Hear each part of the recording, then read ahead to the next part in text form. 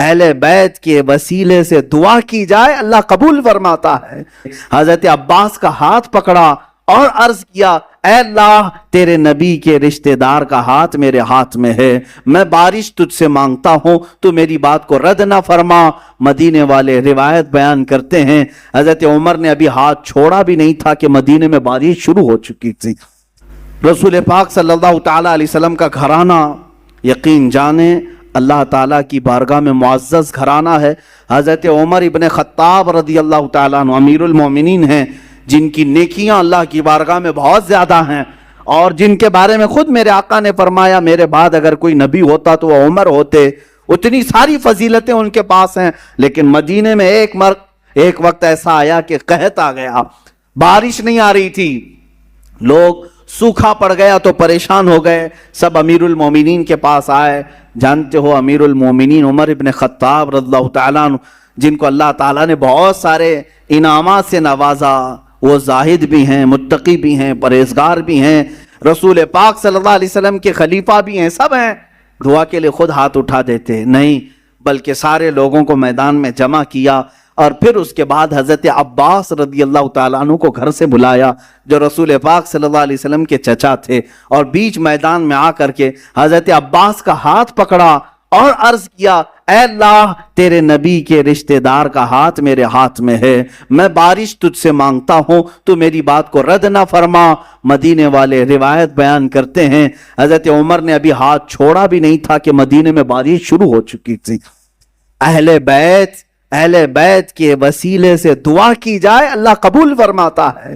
عزیزان گرامی وقار، رسول پاک صلی اللہ تعالیٰ علیہ وسلم کا گھرانہ، آج بھی جو سادات ہیں ان کا احترام کیا جائے، ان کا ادب کیا جائے، عام لوگوں کی طرح ان کے ساتھ برتاؤ نہ کریں۔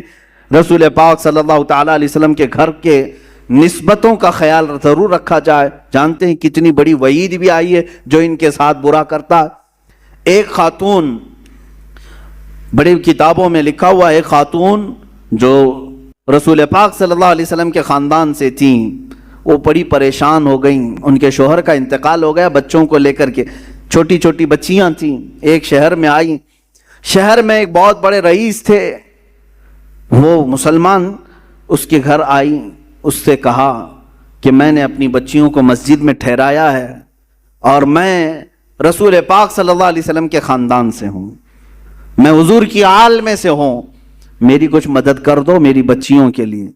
اس رئیس زادے نے، اس امیر زادے نے کہا، اچھا آپ مانگنے کا طریقہ ایسا بھی آ گیا، تم اگر آل رسول ہو تو کوئی ثبوت دے دو، کوئی پروف دے دو، تم حضور کی آل میں سے کہتی ہو، اپنے آپ کو کیا ثبوت ہے تمہارے پاس؟ وہ خاتون وہاں سے چلی گئی، اس کے پاس سے مدد کی کوئی امید نہیں تھی تو چلی گئی۔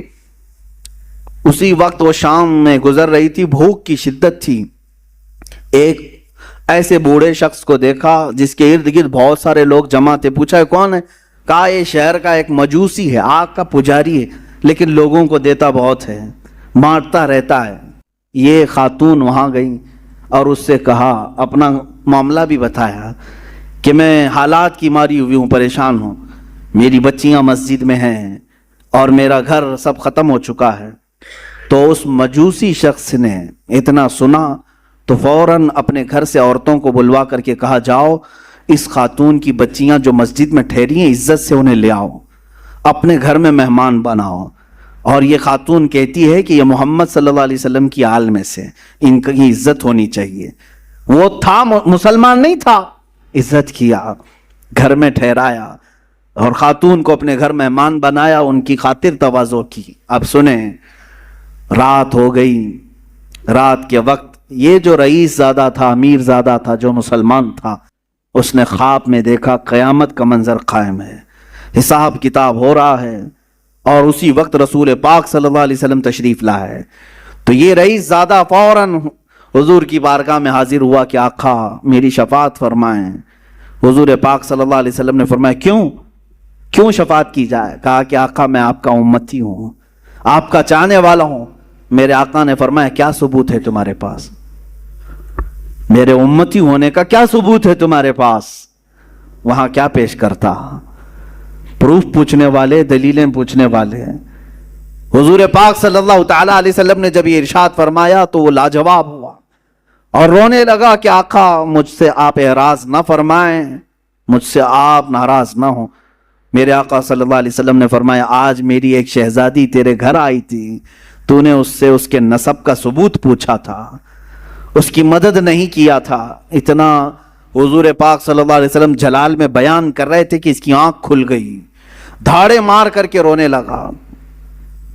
اچھا ایک چیز یہ بھی اس نے دیکھا اسی خواب میں کہ میرے آقا صلی اللہ تعالیٰ علیہ وسلم اسے جنت کی طرف دکھا رہے ہیں، اس مجوسی آدمی کے نام پر جنت میں ایک محل تیار ہے جس کے گھر وہ عورت ٹھہری ہوئی ہے، مجوسی آگ کا پجاری ہے لیکن اس کے نام پر جنت میں ایک محل ہے۔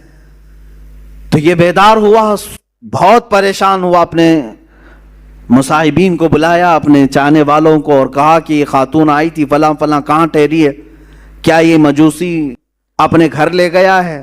سبوں نے تحقیق کی تو پتا چلا ہاں اس مجوسی کے گھر ٹھہری۔ یہ دوڑا ہوا وہاں پہنچا، گیا اور اس مجوسی سے کہا کل رات جو خاتون تمہارے گھر آئی ہے برائے مہربانی اسے ہمارے گھر بھیج دو، وہ ہمارے مذہب سے ہے، ہمارے دین سے ہے، ہم اسے مہمان بنائیں گے۔ اس مجوسی نے کہا ایسا نہیں ہو سکتا۔